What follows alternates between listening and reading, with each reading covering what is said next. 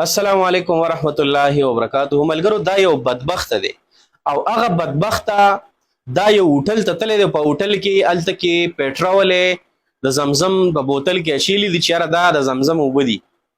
بوتل کې اچیلی دي ځکه چې هلته کې سړی ګرځي را ګرځي نو ځان سره بوتل کې اوبه ګرځوي اوس کیږي که نه تږی کېږي ګرمي ده.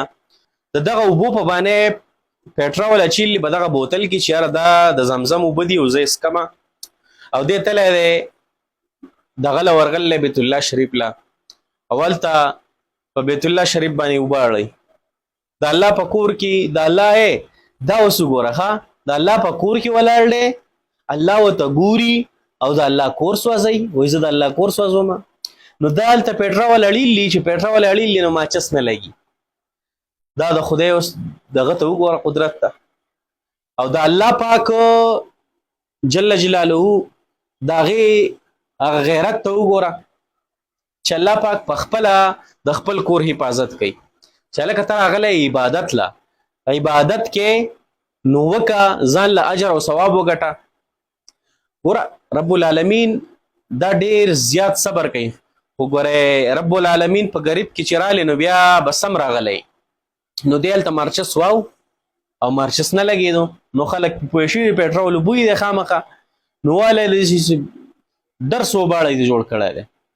نو دا ګوره دا غیر مسلمه خلکو دا بېدینه خلکو دا زمونږ او ستاسو دین ته نقصان رسوي، زمونږ او ستاسو جومات ته نقصان رسوي، زمونږ او ستاسو قرآن ته نقصان رسوي، زمونږ او ستاسو دین خرابوي. بس چېرې دا دین په څه طریقې سره خراب شي دا مسلمان موږ د دې دین نه په څه طریقه بدګمانه کړو داسې سازشونه شروع دي. نو مسلمانانو چېرې هم دا سوچ ونه کوي چې یاره زمونږ دین ته به څوک نقصان ورسوي. انشاءالله تعالی رب العالمین خو اول په خپله د خپل دین د خپل قرآن د خپل کور حفاظت کوي. خو مسلمان الحمدلله بیدار دی چېرې هم مسلمان نشي وده کېدی. مسلمان بیدار دی او انشاءالله تعالی داسې انجام به داسې سړي ته میلاویږي لکه سوات کې چې میلاو شو دته چې میلاو شو نور انشاءالله تعالی چې څوک زمونږ د دین خلاف خوله وازی او دی ښکاره کېږي نو دی به مونږ انشاءالله تعالی د دنیا د مخ نه ورکو جهنم ته به یې واصل کوو او جهنم ته به یې لیږو. نو دا بدبخته انسان دا بدبخته سړی دا تلی دی او بیت الله شریف کې هلته پټرول اړوي په دغه باندې یاره چې یاره زه دا بیت الله شریف وسوځوم. دا اوس درته وګوره دا اوس د وجلو نه دی، دا وجلی خو به یي ختم کړی به خو به یي خو چې اوس داسې سړی موږ له په ګوتو راشي نو لکه دا ډېر خوند کوي، دا ډېره زیاته مزه کوي چې داسې سړی موږ له په ګوتو راشي که نه ډېر زیاته مزه کوي که نه.